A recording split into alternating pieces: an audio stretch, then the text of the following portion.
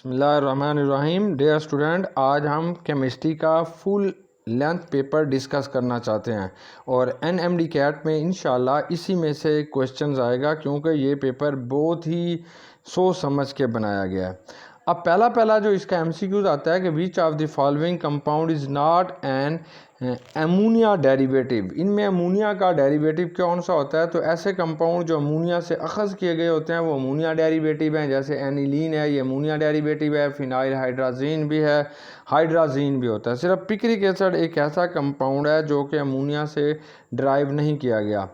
जितने भी हमारे पास अगर कार्बन, सेकंड एमसीक्यू ये है कि कार्बोकेटाइन इज़ एन इलेक्ट्रोफाइल है, फ्री रेडिकल है, न्यूक्लियोफाइल है कि neutral atom group of atoms है। तो जितने भी इलेक्ट्रोफाइल होते हैं दे कैरी पॉजिटिव चार्ज। अगर किसी भी एटम के ऊपर पॉजिटिव चार्ज आ जाए तो उसे हम इलेक्ट्रोफाइल कहते हैं। तो ये कार्बोकेटाइन जो होगा ये act as a electrophile. Next हमारे पास आ जाता है रिवर्स ऑफ एस्टेरिफिकेशन। एस्टेरिफिकेशन क्या होता है? ये एक ऐसा अमल होगा जिसमें आपने एक अल्कोहल को और कार्बोक्सिलिक एसिड को हम आपस में मिलाते हैं। जैसे ये वाला हमारे पास एक कार्बोक्सिलिक एसिड है, अब C2H5OH ये हमारे पास ना एक अल्कोहल है। जब इन दोनों को हम आपस में मिलाते हैं तो इसके नतीजे में हमारे पास एक एस्टर बनता है, इथाइल एसीटेट बनेगा प्लस वाटर है। अगर हम इसका रिवर्स करेंगे तो पानी के ज़रिए आप इसको ब्रेकअप करेंगे तो that is known as a hydrolysis. तो इसकी जो बेहतरीन ऑप्शन है या सही ऑप्शन है वो हाइड्रोलिसिस है। नेक्स्ट है कि which one of the following hydroxide is least soluble in water. पानी के अंदर इनमें से कौन सा हाइड्रोक्साइड जो है वो लीस्ट सॉल्युबल है। जितने भी अल्कलाइन अर्थ मेटल होते हैं इनकी जो सॉल्युबिलिटी होती है वो टॉप से बॉटम की तरफ इंक्रीज़ होती है। तो इसका मतलब ये हुआ बेरिलियम जो है वो सोडियम से पहले है, मैग्नीशियम जो है वो स्पेरिंगली यानी कि अच्छा सॉल्युबल होना शुरू हो जाएगा। ऐसे कैल्शियम हाइड्रोक्साइड भी, सोडियम हाइड्रोक्साइड भी। लेकिन बेरिलियम हाइड्रोक्साइड ऐसा है जो कि पहला मेंबर है और टॉप से बॉटम की तरफ जाते हुए इनकी सॉल्युबिलिटी इंक्रीज़ होती है। तो बेरिलियम हाइड्रोक्साइड जो होगा वो हमारे पास लीस्ट सॉल्युबल इन वाटर होगा। तो next MCQs are the colour of transition metal complex is due to. आमतौर पर जितने भी ट्रांजिशन एलिमेंट्स होते हैं इनका जब in absence of magnetic field या जब इन्होंने बॉन्ड नहीं बनाना होता सब की एनर्जी जो होती है वो सेम होती है। जब ये बॉन्डिंग वाले प्रोसेस में जा रहे होते हैं तो ये दो सेट के अंदर जो है वो ब्रेकअप हो जाते हैं। ये तीन जो आर्बिटल्स होते हैं वो लोअर साइड पे आ जाते हैं और दो आर्बिटल जो होते हैं उनकी एनर्जी ज़्यादा होती है, वो हायर साइड पे चले जाते हैं।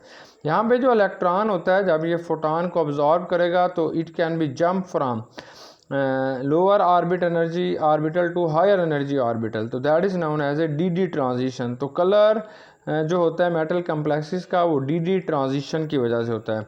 The enzyme which link to molecule together through the breaking of high energy bond are called lyases. तो इसको हाई एनर्जी के तोड़ने के बाद जो उनको आपस में जोड़ देता है such is known as a ligases. तो इस एंजाइम को हम ऐसा एंजाइम जो दो मॉलिक्यूल को आपस में जोड़ता है वो लाइगेसिस कहलाएगा। अब नेक्स्ट आता है कि इन अनसैचुरेटेड हाइड्रोकार्बन इलेक्ट्रॉन्स फेवर्स। तो किस तरीके से अनसैचुरेटेड जो है वो हाइड्रोकार्बन के अंदर कौन सा रिएक्शंस हो रहा होता है। असल में यह है कि हाइड्रोकार्बन में कौन सा रिएक्शन होगा तो इस चीज़ को हम कहते हैं कि here takes place addition reaction. तो ये एडिशन रिएक्शन हो रहा होगा। Apricot flavour is given bye.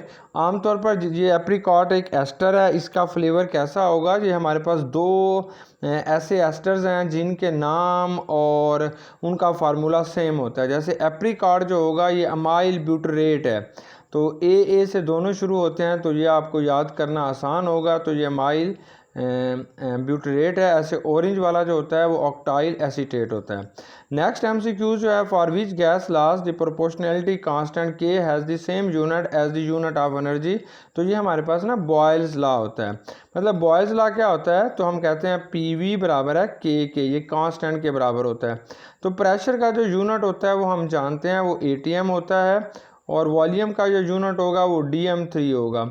और यही वाली चीज़ हमारे पास जो होती है वो एनर्जी के लिए हम यूज़ करते हैं। नेक्स्ट है कि boiling of water is a endothermic process. Next है अल्केन मेनली, जो अल्केन्स होते हैं मेनली किस किस्म के रिएक्शन शो करते हैं, तो they are mainly use to show free radical reaction. तो आमतौर पर ये फ्री रेडिकल के जो रिएक्शंस होते हैं वो अल्केन वो हमारे पास शो करती है। नेक्स्ट है which one most likely to give SN1 reaction. SN1 reaction हमेशा वो देते हैं जो टर्शरी अल्काइल हेलाइड होते हैं। तो प्राइमरी अल्काइल हेलाइड जो होते हैं वो SN2 देते हैं, लेकिन जो टर्शरी अल्काइल हेलाइड होते हैं वो SN1 रिएक्शन देते हैं। तो यहाँ पे जो करेक्ट ऑप्शन है वो हमारे पास डी है। तो ये टर्शरी ब्यूटाइल ब्रोमाइड जो होगा, ये वाला टर्शरी ब्यूटाइल ब्रोमाइड, तो ये हमेशा हमारे पास जो है ये SN1 रिएक्शन शो करेगा। The compound on oxidation give a ketone, the original compound is ए, जितने भी हमारे पास सेकेंडरी अल्कोहल होती हैं जब हम इनकी ऑक्सीडेशन करते हैं तो इसके नतीजे में जो सेकेंडरी अल्कोहल होती हैं दे गिव अस केटोन, तो ये हमें केटोन देगी। जैसे यहाँ से जब इसकी ऑक्सीडेशन होगी तो यहाँ से वाटर का मॉलिक्यूल बनेगा और it gives us a ketone. Next है which of the following compound will have the most readily attacked by an electrophile, कि इलेक्ट्रोफाइल जो होता है वो किस पे ज़्यादा अटैक करेगा, तो वो फिनोल के ऊपर करेगा। An organic compound x on treatment with acidified K2Cr2O7 gives A ketone which react with iodine, तो ये कीटोन देगा, ये आयोडीन के साथ रिएक्ट करेगा सोडियम हाइड्रोक्साइड के साथ और इसके बाद ट्राई आयोडोमीथेन बनाएगा। दी कंपाउंड इज ए, तो हमारे पास ये कंपाउंड कौन सा हो सकता है, तो ये हमारे पास ना सेकेंडरी अल्कोहल होगी, क्योंकि जितनी भी सेकेंडरी अल्कोहल होती है वो हमें कीटोन्स देती हैं। तो यहाँ पे इशारा दिया गया कौन सा कंपाउंड है, तो वो कीटोन होगा। नेक्स्ट आता है कि aldehyde and ketones are carbonyl compound, which of them react with NaBH4 यानी सोडियम बोरोहाइड्राइड के साथ इनमें से कौन रिएक्शन करेगा, and also with Fehling solutions. तो हमारे पास जितने भी अल्डिहाइड्स होते हैं वो हमेशा फेलिंग सॉल्यूशंस के साथ भी रिएक्शन करती हैं और सोडियम बोरोहाइड्राइड के साथ दोनों अल्डिहाइड और केटोन दोनों रिएक्ट करते हैं, लेकिन फेलिंग सॉल्यूशन के साथ सिर्फ अल्डिहाइड रिएक्ट करेंगी। तो इसका करेक्ट ऑप्शन जो है वो सी है। नेक्स्ट है which of the following order of relative strength of acid is correct. आमतौर पर अगर कार्बोक्सिलिक एसिड्स के साथ हेलोजन अटैच हो तो फ्लोरीन जिसके साथ अटैच होगी वो सबसे ज़्यादा रिएक्टिव होगा, फिर क्लोरीन है, फिर हमारे पास जो है ब्रोमीन है। तो 17 का जो ऑप्शन हमारे पास आता है वो डी ऑप्शन आएगा। अब ये 18 क्वेश्चन है कि internal energy change when a system goes from state A to B is 40 kilo joule per mole, यानी हमारे पास ये एक सिस्टम है यहाँ पे है, इसकी इंटरनल एनर्जी फॉर एग्जांपल ये A है, A से ये B तक जाएगा, तो इसकी जो इंटरनल एनर्जी होती है वो कितनी चेंज होती है। If the system goes from A to B by a reversible process and return to state A, यानी पहले A से B तक जाएगा फिर दोबारा B से A तक जाएगा, तो what would be the net change, internal energy के अंदर क्या तब्दीली आएगी, तो वो सेम रहेगी, क्योंकि यहाँ से यहाँ तक जाने के लिए अगर उसे 40 किलो जूल पर मोल एनर्जी देनी पड़ती है फिर भी उसको इतनी देनी पड़ेगी। तो ये ए ऑप्शन इसका ठीक है। The least acidic alcohol is a, जैसे जैसे नंबर ऑफ अल्काइल ग्रुप बढ़ते जाएंगे अल्कोहल जो होती है उसकी एसिडिटी कम होती जा रही है, तो ए ऑप्शन ठीक है। द एस्टर, ये हमारे पास एक एस्टर्स है जिसे हम कहते हैं ये प्रोपाइल एसीटेट है, यानी ब्यूटाइल एसीटेट है, ये प्रोपाइल एसीटेट है, n propyl acetate responsible for aroma of apple, यानी इसके अंदर जो है वो एप्पल की आपके पास जो है वो अरोमा खुशबू आ रही है। When this ester is hydrolysed by acid in stomach, what is the formula of organic acid, तो इस ऑर्गेनिक एसिड का क्या नाम होगा, तो ये ब्यूटारिक एसिड होता है या ब्यूटोनिक एसिड होता है, तो ये सी ऑप्शन जो है वो इसकी ठीक है। Alkyl halide is converted into an alcohol, जिससे भी अल्काइल हैलाइड को अगर आपने अल्कोहल में कन्वर्ट करना चाहते हैं तो ये हमेशा सब्स्टिट्यूशन रिएक्शन देगा, तो इसकी ए ऑप्शन ठीक है। Which of the following produce carboxylic acid when treated with alkenes, अगर अल्कीन्स को आपने हार्ड के अमीनोफोर के साथ रिएक्शन करा देते हैं तो इसके नतीजे में हमारे पास जो है वो कार्बोक्सिलिक एसिड पैदा होता है। For the reaction 2HI gives us H2 plus I2, equilibrium constant is not change, by all except. Equilibrium constant जो होता है टेम्परेचर चेंज करने, टेम्परेचर जो है वो हमारे पास हमेशा जो है टेम्परेचर का जो इसके ऊपर असर आ जाता है उसी को अगर आप change for the reaction 2HiH2 plus equilibrium constant is not change by all except, यानी ये तमाम के तमाम जो होते हैं अगर आप इनको चेंज करते हैं तो इक्विलिब्रियम कांस्टेंट चेंज नहीं होता। Kc only depend upon on temperature. Kc जो होता है वो सिर्फ और सिर्फ टेम्परेचर पे डिपेंड कर रहा है। अगर हम टेम्परेचर को चेंज करेंगे तो Kc जो होगा वो भी चेंज हो जाएगा, तो इसका करेक्ट ऑप्शन जो है वो बी है। Which of the following is a weakest acid, इन सब में जो है वो कमज़ोर किस्म का एसिड जो है वो कौन सा होगा, तो वो ये हमारे पास फॉर्मिक एसिड है, ये तो सबसे स्ट्रॉन्गर एसिड है, बेंजोइक एसिड है, ये एसिटिक एसिड है, तो डी ऑप्शन जो है ये हमारे पास ठीक है। ये जो फिनोल होता है वो ज़्यादा स्ट्रॉन्गर एसिड नहीं होता। अब नेक्स्ट आ जाता है कि 75% of A first order reaction was completed in 32 minutes, when was 50% of the reaction is completed. तो ये हमारे पास जो है ये ज़ीरो ऑर्डर रिएक्शन है। ज़ीरो ऑर्डर रिएक्शन में हमेशा टाइम जो होता है वो डीके के साथ डबल हो जाता है। मतलब अगर आपके पास ज़ीरो थी तो वो फॉर एग्ज़ाम्पल उस वक़्त उसको जो है वो 8 मिनट्स हैं फॉर एग्ज़ाम्पल, जब वो 50% हो जाएगा तो उसके 16 जो है वो डबल हो जाएगा, उसका 16 मिनट हो जाएगा। अगर 75 करेंगे तो वो 32 मिनट्स हो जाएगा, यानी टाइम आप ऐड करते जा रहे हैं। तो इसलिए ये हमें बताना चाहता है अगर 75 में 32 मिनट लगे हैं तो 50 में कितने लगेंगे, वो इसका हाफ होगा। तो इसलिए हमारे पास जो ऑप्शन हो जाता है वो सी आएगा, यानी 16 मिनट जो है वो इसके लिए हमारे पास ऑप्शन आएगा। In which pair of the radius of the second atom greater than that of first, कि इनमें से वो कौन सा पेयर है जिसमें जो सेकंड एटम है उसका साइज जो है वो फर्स्ट से बड़ा है। देखें सोडियम का साइज छोटा है, मैग्नीशियम का बड़ा है, अब फास्फोरस और नाइट्रोजन में भी उलट है, तो ये हमारे पास डी ऑप्शन आएगी, यानी क्लोरीन का साइज छोटा होता है, ब्रोमीन का साइज जो होगा वो बड़ा होगा, तो ये हमारे पास डी ऑप्शन है। फिर ये टेबल के जरिए आयोनाइजेशन एनर्जी के अक्सर क्वेश्चन ऐसे आते हैं, टेबल के जरिए दिए जाते हैं। तो ये क्वेश्चन ये है कि ionisation energy for element X are listed in the table below, on the basis of the data element X is most likely to be. अगर हमारे पास ना बिग डिफरेंस आ जाए आयोनाइजेशन एनर्जी में तो उसकी आयोनाइजेशन एनर्जी जो होती है वो उतनी होगी जितनी उसमें बिग डिफरेंस तक।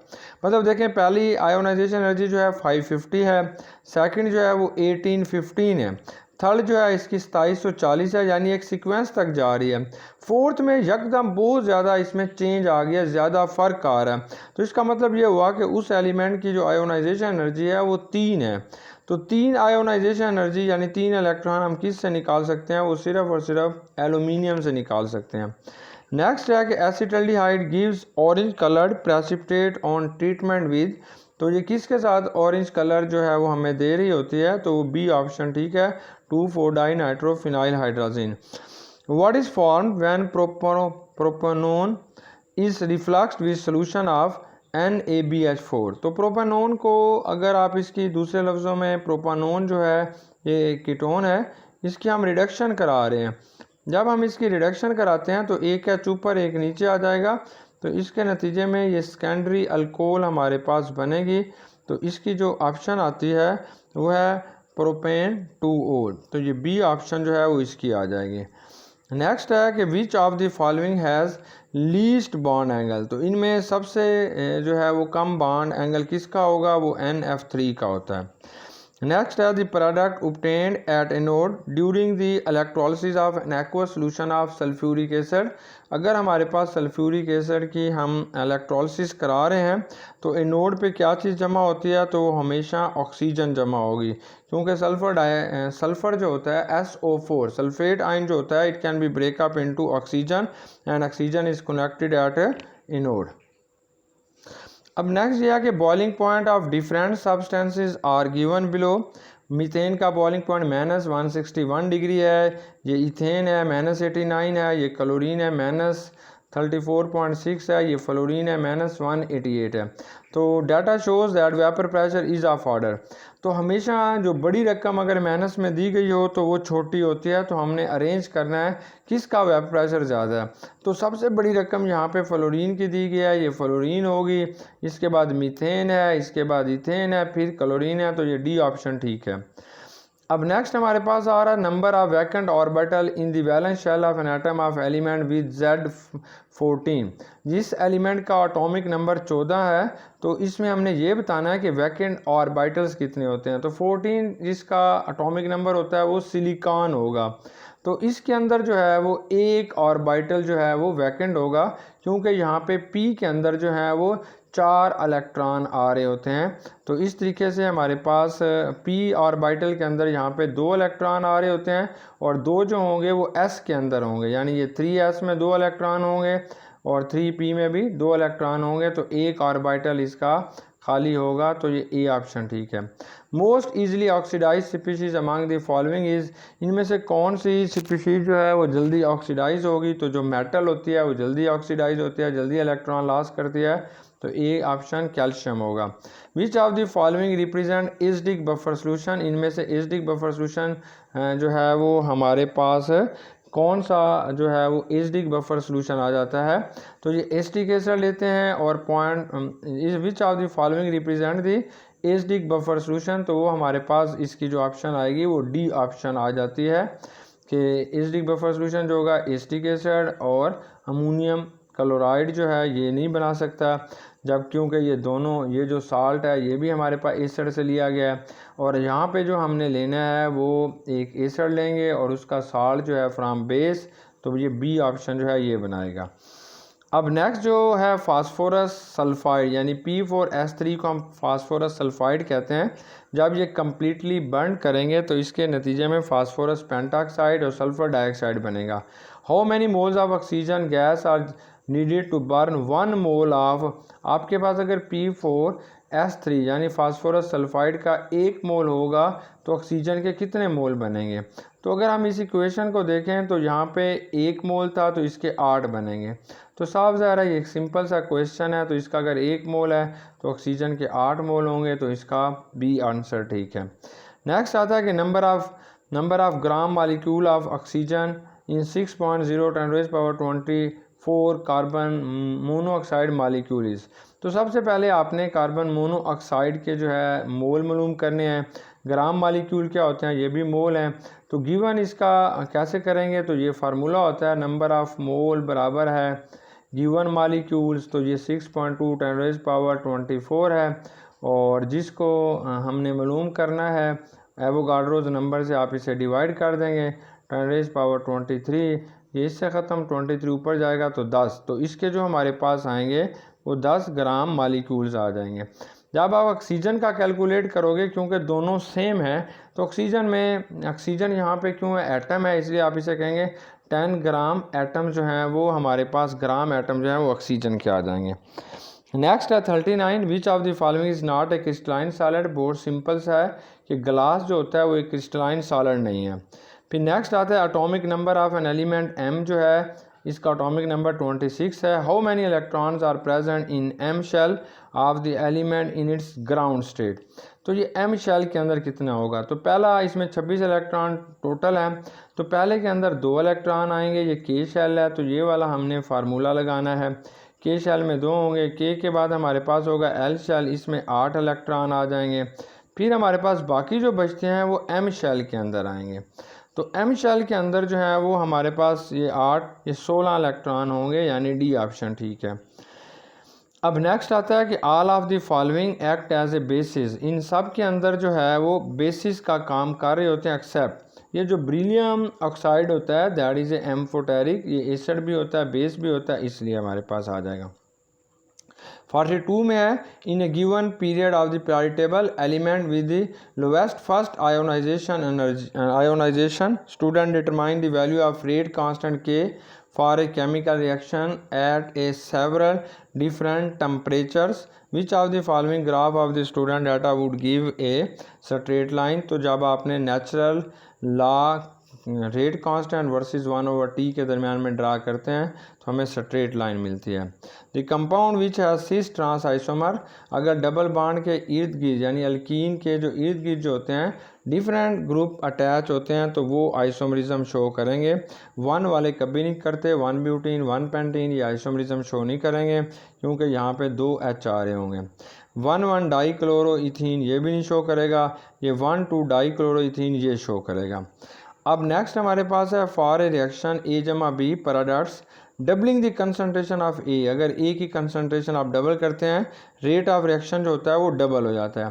तो but on doubling concentration of B rate remain unaltered, the overall order of reaction is, तो हमारे पास जो फर्स्ट ऑर्डर रिएक्शन है उसका यही है कि अगर कंसनट्रेशन को डबल करोगे तो रेट ऑफ रिएक्शन भी डबल हो जाएगा। तो इसका मतलब ये हुआ कि ए जो है फर्स्ट ऑर्डर है। लेकिन जो ज़ीरो ऑर्डर रिएक्शन होते हैं वो ऐसे होते हैं जिनमें अगर आपने कंसनट्रेशन को डबल करते हैं लेकिन रेट ऑफ रिएक्शन जो होता है वो चेंज नहीं होता, तो इनको हमने ज़ीरो ऑर्डर रिएक्शन का नाम देते हैं। तो ये ऑप्शन ए आएगा कि ये आपके पास विद रिस्पेक्ट टू ए ये फर्स्ट ऑर्डर रिएक्शन है, with respect to B it is a zero order reaction. तो जब आप इसकी के लिखेंगे रेट कांस्टेंट बराबर है के ए के ऊपर लिखेंगे 1 और जो बी है उसके ऊपर लिखेंगे 0, तो ये हमारे पास फर्स्ट ऑर्डर रिएक्शन आ जाएगा। अब नेक्स्ट ये है the product of the reaction between propanone and hydrogen cyanide, यानी ये हमारे पास ना कीटोन है।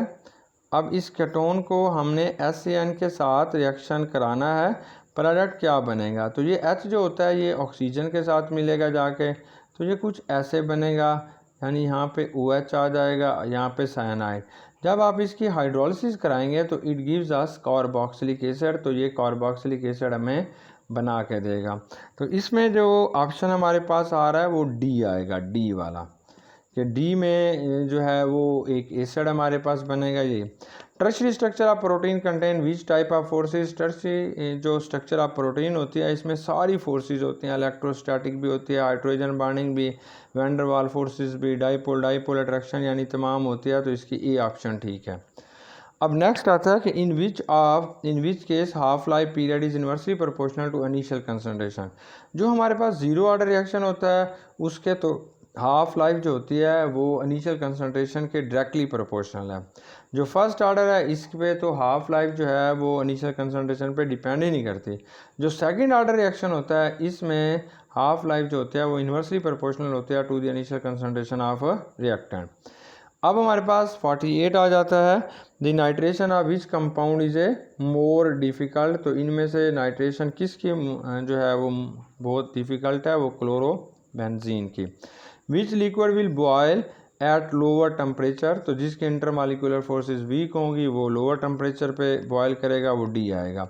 Total number of orbital in a shell can be determined by the general formula, किसी भी जो है शेल के अंदर मौजूद जो ऑर्बिटल्स होते हैं वो जिस तरीके से आप मैयर करते हैं तो उसे हम कहते हैं एन स्क्वायर का फार्मूला।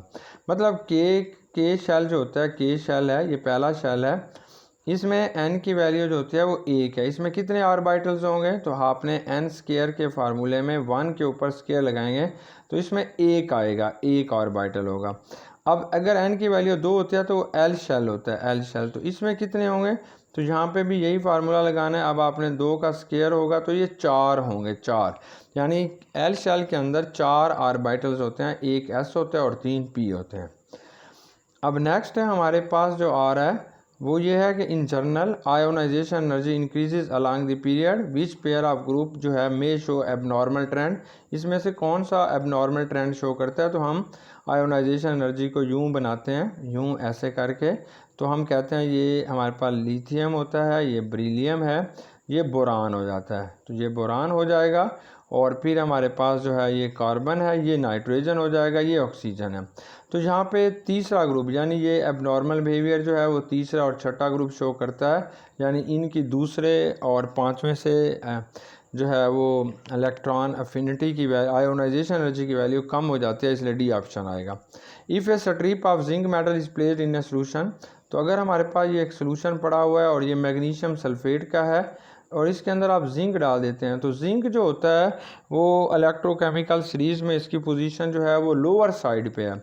जबकि मैग्नीशियम की जो पोजीशन है वो हायर साइड पे है, तो जिंक जो है वो मैग्नीशियम को रिप्लेस नहीं कर सकता, इसलिए no reaction takes place, D option ठीक है। The volume of oxygen gas in 1.12 decimetre cube at STP, the mass of nitrogen approximately. तो यही वॉल्यूम ऑक्सीजन का है, यही वॉल्यूम हमारे पास नाइट्रोजन का है। तो आपके पास कितने मोल्स बनते हैं, नंबर ऑफ मोल्स बराबर है, ये वॉल्यूम है 22.414 से जब आप इसे डिवाइड करते हैं तो इस तरीके से इसका जो जवाब आएगा वो 1/, हमारे पास 1/10 आ जाएगा। तो इस तरीके से जब आप इसे डिवाइड करेंगे तो ये 0.1 आ जाएगा। अब नाइट्रोजन का मास मालूम करना है तो 14 से ज़रब दे देंगे तो 1.4 ग्राम इसका आंसर आ जाएगा। नेक्स्ट आता है the best application of common ion effect is to produce buffer solution. अब in ammonia the covalent bond is due to sp3 overlap. तो अगर आप इस sp3 ओवरलैप जो होती है वो अमोनिया के अंदर जो कोवलेंट बॉन्ड बन रहे होते हैं उसमें sp3s ओवरलैप होती है, मतलब ये अमोनिया है, यहाँ पे तो लोन पेयर है, ये अमोनिया का जो होगा ये sp3 होगा ये वाला बॉन्ड, और यहाँ पे हाइड्रोजन होगा ये s होगा। तो इसी तरीके से ये अमोनिया का sp3 होगा ये s होगा, तो ये अमोनिया का sp3 है ये s है। तो उम्मीद है कि आपको ये FLP समझ आ गया होगा। इनके क्वेश्चंस को अच्छे तरीके से आप करेंगे तो इंशाअल्लाह आपको फाइनल एग्ज़ाम में भी बहुत ज़्यादा MD कैट और ईटा के एग्ज़ाम में भी बहुत ज़्यादा हेल्प मिलेगी। वस्सलाम।